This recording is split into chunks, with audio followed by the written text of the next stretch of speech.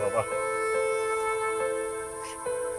তুমি বেঁচে থাকতে তোমার কাছে ক্ষমা চাইতে পারিনি। আমার এই আর্তনাদ দেখার মতো, আমার এই কথা শোনার মতো দুনিয়াতে আর কেউ থাকলো না। আমি যে ক্ষমাটা চাইবো সেই সুযোগটাও আমি পেলাম না বাবা। আমি জানি না আমার এই পাপ কোনোদিন কোনোভাবেও আমি প্রায়শ্চিত্ত করতে পারবো কিনা।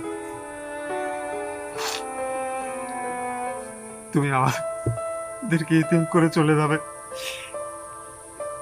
এটা আমার চিন্তাও করতে পারিনি বাবা। রাগের মাথায় কত কথা বলছি,